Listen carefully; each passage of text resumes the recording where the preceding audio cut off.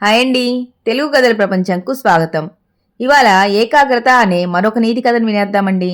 భద్రాచలానికి దగ్గరలో గోదావరి నదీ తీరాన గల ఓ గ్రామంలో రామయ్య శాస్త్రి అనే ఒకతను ఉండేవాడు. ఆయన సకల శాస్త్రాలు చదివిన ఉద్దండ పిండమే కాని లౌకిక జ్ఞానం లేనివాడు. ఎప్పుడూ పూజలు, పునస్కారాలు, యజ్ఞాలు, యాగాలు అంటూ కాలం గడిపేవాడు కాని ప్రజల మధ్య మసలుకున్నవాడు కాదు.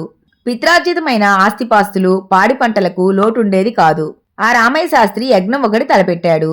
అందుకు ఒక మేక కావలసి వచ్చింది. దానిని తెచ్చిపెట్టేవారెవరూ దొరకకపోవడం వల్ల కొని తెచ్చుకునేందుకు బయలుదేరాడు.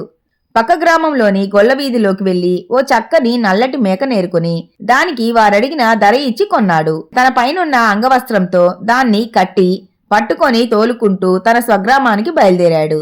మేకను తోలుకుంటూ వస్తున్న ఆ బ్రాహ్మణుణ్ణి నలుగురు దొంగలు చూశారు. ఆ మేక మీద వాళ్లకు ఆశ కలిగింది. ఆ బ్రాహ్మణుడి నుండి దాన్ని అపహరించి దాన్ని చక్కగా వండుకొని తినాలనుకున్నారు. అందుకు ఆ బ్రాహ్మణుణ్ణి బెదిరించడం, నిర్బంధించడం, దోచుకోవటం దేనికి? మాటలతోనే మేకను కాజేయాలని పన్నాగం పన్నారు. ఆ రామయ్య శాస్త్రి కంటే ముందుకు పోయి ఆ మార్గ మధ్యంలో నలుగురు 4 చోట్ల కాసుకొని కూర్చున్నారు.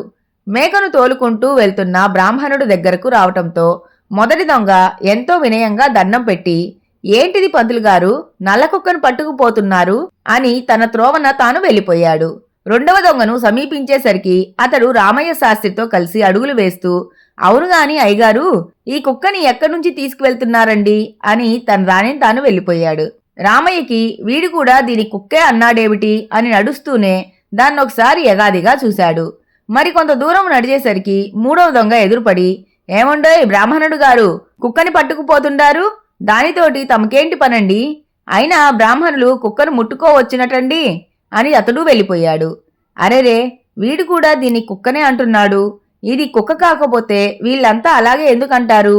మరి గొల్లవాడు నమ్మకంగానే ఇచ్చాడు, నేనేమన్నా మోసపోయానా అనుకుంటూ నడుస్తున్నాడు.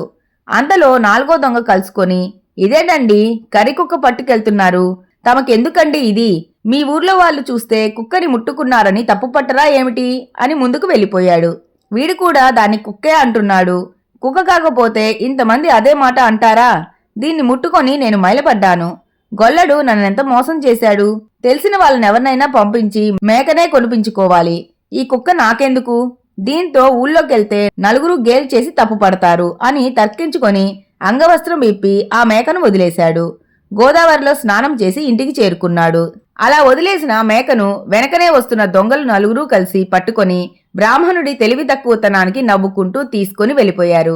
నలుగురూ మాట్లాడిందే వేదం అనుకునే విజ్ఞానికి ఇట్లాంటి భంగపాటే జరుగుతుందంటారు. ఒకే మాట మీద కలిసికట్టుగా నిలబడితే ఎలాంటి వారినైనా ఒప్పించవచ్చు, ఎలాంటి పనినైనా సాధించవచ్చు. ఇంతటితో కథ కంచికి మనం ఇంటికి. ఈ కథ కనుక మీకు నచ్చినట్లయితే లైక్ చేసి, షేర్ చేసి, కామెంట్ చేసి మన ఛానల్కి సపోర్ట్ చేసేయండి ఫ్రెండ్స్. ఇక ఉంటానండి. By by.